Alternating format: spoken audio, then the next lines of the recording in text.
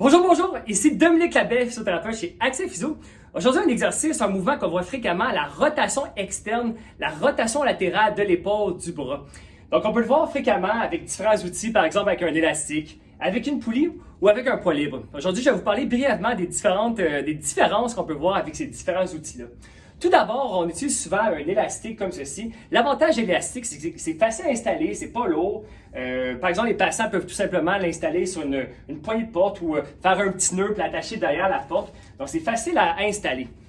Puis si je fais ma rotation externe, donc je viens l'attacher comme ça, je peux faire le mouvement comme ceci vers l'extérieur.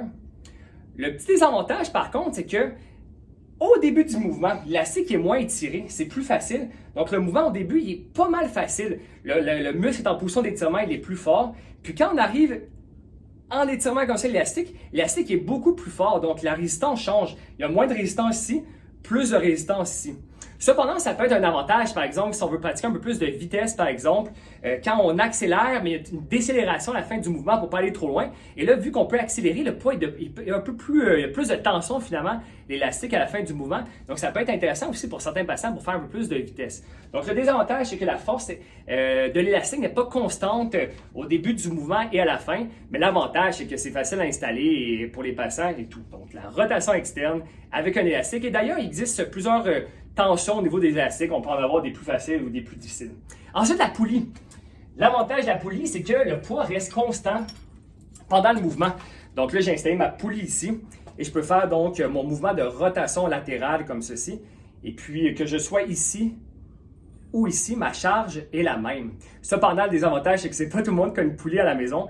Et par exemple, il y en a au gym, mais on n'a pas accès au gym en ce moment. Et puis, c'est pas tout le monde qui a ça à la maison. Mais sinon, c'est un super outil qu'on peut utiliser en physiothérapie, donc la poulie, où le poids reste assez constant.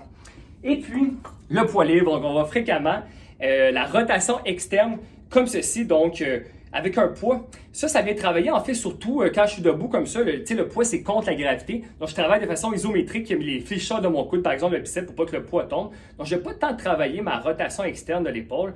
Il faut vraiment utiliser le poids libre, contre gravité. Donc, par exemple, si je me mettais sur le côté droit pour travailler mon épaule gauche, là, je peux plus travailler contre gravité comme ça.